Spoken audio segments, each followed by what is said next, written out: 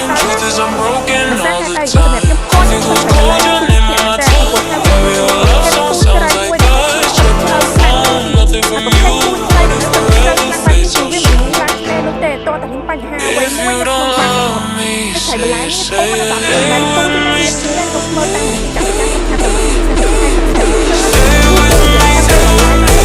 please don't leave, please don't leave. Say you need me, 'cause I can breathe, can't breathe. តាមឆ្នេរបែបនេះតោះគ្នា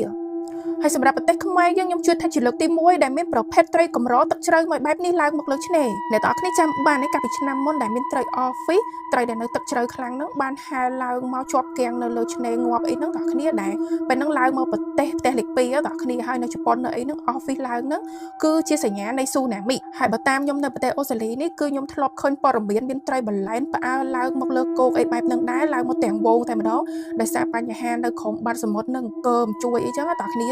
ហើយតាមខ្ញុំចាំតើគ្នាកាលពីប្រហែលឆ្នាំមុនយូរដែរតើគ្នាដូចចូល4ឆ្នាំអីហើយ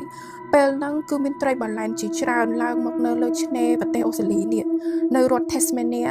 ពេលហ្នឹងគឺវាឡើងមកច្រើនមែនតើមិនតែមួយចឹងទេហើយពេលហ្នឹងនៅអូស្ត្រាលីគឺរង្គើហ្មងតើគ្នាប៉ុន្តែគឺវាអត់អង្គើរំជួយដីខ្លាំងទេណាវាអង្គើដូចជា6 Victor ទេប៉ុន្តែតាមប្រហែល second ទេ3-4 second តែប៉ុណ្្នឹងវាបាត់ទៅវិញហើយពេលហ្នឹងគឺខ្ញុំភ័យមែនតើតើគ្នាពេលអង្គើហ្នឹងពេលព្រឹកប្រឡំទៀតអូយតើគ្នាឲ្យហៅពធមកអើចឹងបានខ្ញុំនិយាយថារឿងដែលត្រីនៅទឹកជ្រៅវាឡើងមកគោកនេះណា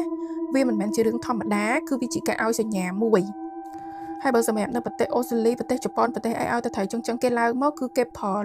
ប្រដាប់ scan មើលតើគ្នាគេដាក់ចូលក្នុងទឹកមើលហ្មងហើយខ្ញុំក៏បានទាញរូបត្រីបលែនដែលបានឡើងមកឆ្នេរតាបារាំងនឹងដាក់ចូលទៅក្នុង ChatGPT ក៏បាននិយាយដែរថាគឺវាមានពេលខ្លះគឺវាមានហេតុផលច្រើនដែលវាឡើងមកហេតុផលទី1គឺវាអាចជាប្រមាញ់តាមចាប់ចំណីផ្សេងហេតុផលទី2វាត្រូវរបួសហើយហេតុផលទី3គឺមានបញ្ហានៅបាតសមុទ្រហ្នឹងហើយមានការជួយអង្គើ